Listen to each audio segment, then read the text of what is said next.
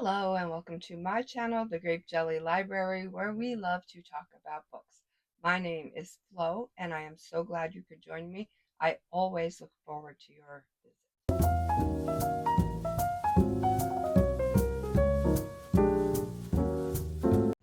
We are in another month, June. I cannot believe how fast time is going. My summer did not even quite get here yet, and I fear it's going to be over in the blink of an eye.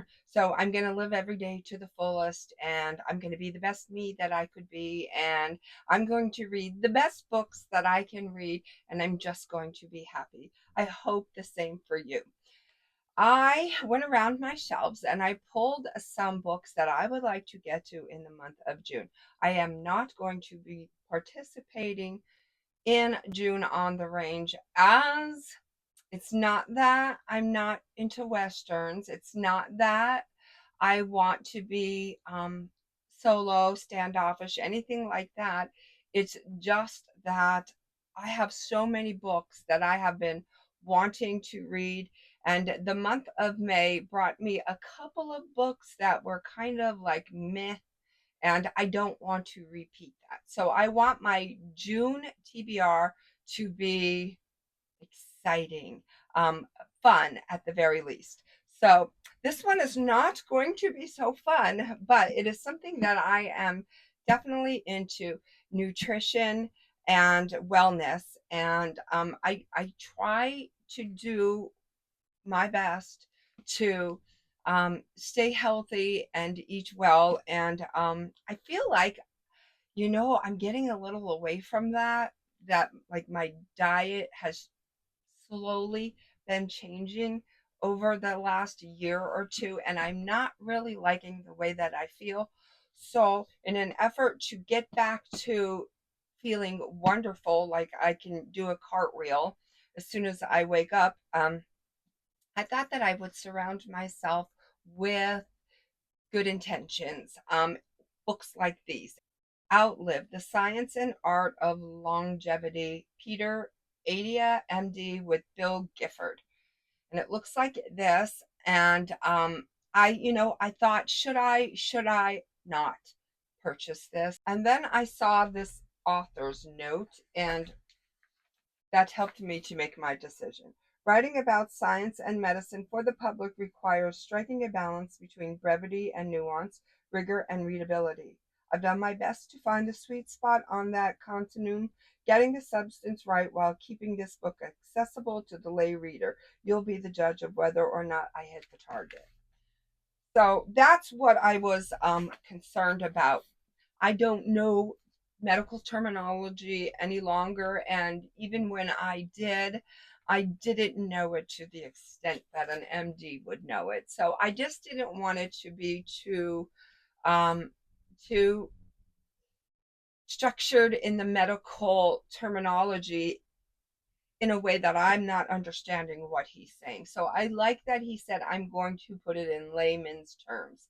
There, I'm on board with that. So I'm not going to like read this book from front to back, but I am going to use it more like a study guide. And I'm going to be keeping this book handy and reading it all throughout June and July, as long as, I have material in here that I have to cover, or that I'm interested in, or that keeps me in the right frame of mind and on the right track. So I am very much looking forward to this. And I have a set of highlighters in these colors, and I am going to mark the heck out of this book, because that's one type of book that I love to annotate. And it is like study guides. Any book that I treat as a study guide is definitely going to get marked up. All right, now the next book that I pulled, okay, these are two heavy hitters right there. But the next book that I pulled, and I didn't pull it per se, what I did is I got a notification from a friend that I used to run with, and it was about a book club, asking me, do I want to join this book club? If you will, I will. Well, sure, if you will, I will. That kind of thing. And so we went ahead and we joined, and this is the book that the club picked. It's House of Leaves by Mark Z. Danielewski, and it looks like this, and it's a substantial book. But you know what? It feels great in my hands. I love to hold this book, but I don't know what I'm getting into.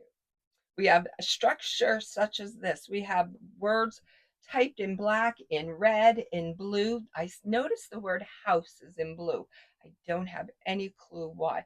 We have words written in red crossed out.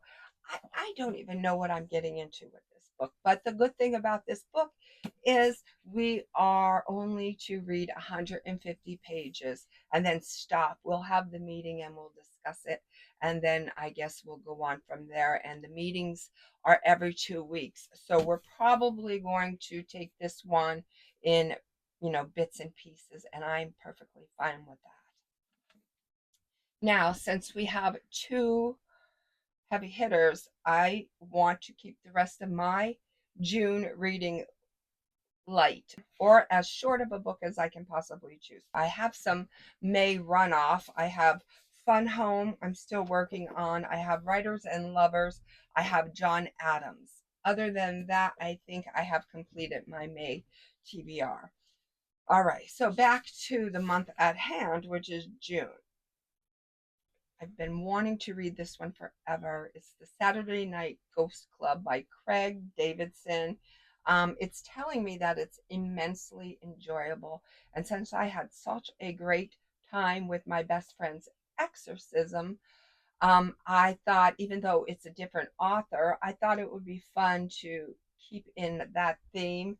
And see what this one is about. It's another 1980s themed book, and yeah, I think I am gonna have fun with this one. So I am excited about this one. All right, now three more books I chose. I don't know why, but I have been wanting to read this one for the longest time as well. It's The Butchering Art, Lindsey Fitzharris. Um, Joseph Lister's quest to transform the grisly world of Victorian medicine. I don't know how gross this book is going to be, but I'm going to give it my best. I get a little queasy when it comes to nerves and um, spleens and dissection and surgeries and such. I have a weak stomach when it comes to that sort of thing. So I'm going to read this book, but I'm probably going to do a lot of cringing. And that in and of itself is probably what is going to make this book fun for me, just to get my own reactions on what I'm reading. And then the last two books I've been wanting to read for the longest is Maggie O'Farrell, Hamnet, England, 1580. The Black Death creeps across the land, an ominous threat infecting the healthy, the sick, the old, and the young alike. The end of days is near, but life always goes on. A young Latin tutor, penniless and bullied by a violent father, falls in love with an extraordinary, eccentric young woman. Agnes is a wild creature who walks her family's land with a falcon on her glove and is known throughout the countryside for her unusual gifts as a healer, understanding plants and potions better than she does people. Once she settles with her husband on Henley Street in Stratford upon Avon, she becomes a fiercely protective mother and a steadfast centrifugal force in the life of her young husband, whose career on the London stage is just taking off when his beloved young son succumbs to sudden fever. Okay, that does not sound fun, but nevertheless, it is a book I've been wanting to read for a long time. And then the last one, not to confuse it with Hamnet, this one is Hammett.